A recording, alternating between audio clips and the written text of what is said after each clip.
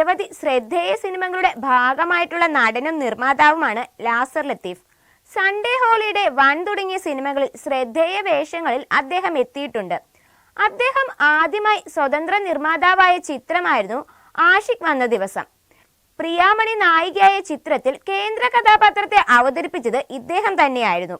സാമ്പത്തികമായി വലിയ പരാജയമായെങ്കിലും ചിത്രത്തിൽ പ്രകടനത്തിലൂടെ ദാദാ സാഹിബ് ഫാൽക്കെ അവാർഡ്സിൽ നല്ല നടനുള്ള പ്രത്യേക പരാമർശം അദ്ദേഹത്തിന് ലഭിച്ചിരുന്നു. ഇപ്പോഴിതാ ആ സിനിമയുടെ പിന്നാമ്പുറ കഥ പറയുകയാണ് അദ്ദേഹം. ആദ്യം മഞ്ജു വാര്യരെ വെച്ച് ആലോചിച്ച ചിത്രമായിരുന്നെന്നും പ്രതിഫലം താങ്ങാൻ കഴിയാതിരുന്നതിനാൽ പ്രിയാമണിയെ സമീപിക്കുകയായിരുന്നുവെന്നും അദ്ദേഹം പറയുന്നു. മാസ്റ്റർ ബീൻ ചാനലിന് നൽകിയ അഭിമുഖത്തിലാണ് അദ്ദേഹം ഇക്കാര്യം പറഞ്ഞത്. ഞാൻ സ്വതന്ത്രമായി നിർമ്മിച്ച സിനിമയാണ് ആഷിഖ് വന്ന ദിവസം.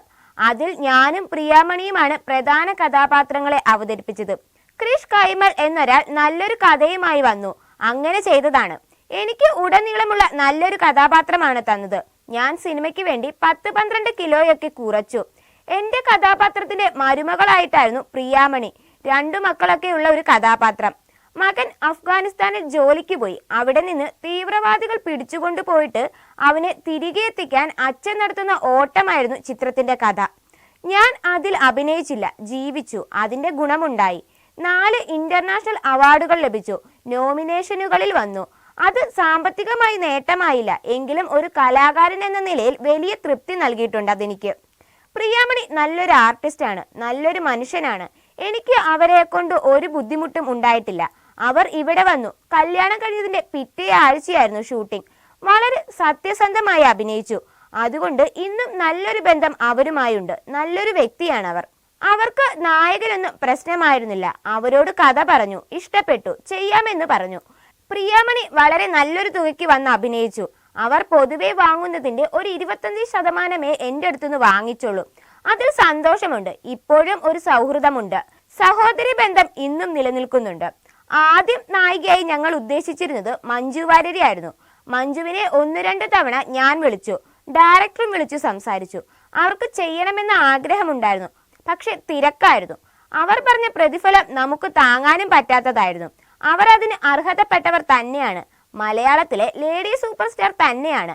അവർ അർഹതപ്പെട്ടത് ചോദിച്ചു. അത് താങ്ങാൻ പറ്റിയില്ല. പ്രിയമണിയും നല്ലൊരു ആർട്ടിസ്റ്റാണ്. അവരും നാഷണൽ അവാർഡൊക്കെ വാങ്ങിയതാണ്. അങ്ങനെ അവരോട് പോയി പറഞ്ഞു. അവർ വന്ന് വളരെ ഭംഗിയായി ചെയ്തു. പടം വിജയിക്കുമെന്ന പ്രതീക്ഷയൊക്കെ ഉണ്ടായിരുന്നു. എല്ലാവരുടെയും ആഗ്രഹം കൊണ്ടാണ് സിനിമ എടുക്കുന്നത്. എനിക്കത് ചെറിയ രീതിയിൽ ബുദ്ധിമുട്ടായി. അതൊരു പടമായേ എടുത്തിട്ടുള്ളൂ. സിനിമയിൽ നമ്മൾ മകനെ കാണിച്ചില്ല. ഞാൻ സംവിധായകനോട് പറഞ്ഞതാണ്, നമുക്ക് ഗസ്റ്റ് അപ്പിയറൻസ് ആയിട്ടെങ്കിലും ആരെയെങ്കിലും കൊണ്ടുവരാമെന്ന്. ആസിഫ് അലി, ജയസൂര്യ, കുഞ്ചാക്കോ ബോബൻ ഇവരുടെ കാര്യമൊക്കെ പറഞ്ഞിരുന്നു. അതിന് പോലും സംവിധായകൻ സമ്മതിച്ചില്ല. അതൊരു ആർട്ട് സിനിമയായിട്ടാണ് പുള്ളി ഉദ്ദേശിച്ചത്. അവസാനം ആർട്ടുമല്ല കൊമേഴ്ഷ്യലുമല്ലാതായി. ആരെയും കുറ്റപ്പെടുത്തിയിട്ട് കാര്യമില്ല. എന്റെ ശ്രദ്ധക്കുറവ് വന്നു. അഭിനയത്തോടുള്ള ആർത്തി കാരണം ശ്രദ്ധ മുഴുവൻ അഭിനയത്തിലായിപ്പോയി. പ്രൊഡക്ഷൻ കൺട്രോൾ ചെയ്യാൻ പറ്റിയില്ല. ഇനി അത് ശ്രദ്ധിച്ചു ചെയ്യണം. 2-3 സിനിമകളുടെ സ്ക്രിപ്റ്റ് കേൾക്കുന്നുണ്ടെന്നും നാസർ ലത്തീഫ് പറയുന്നുണ്ട്.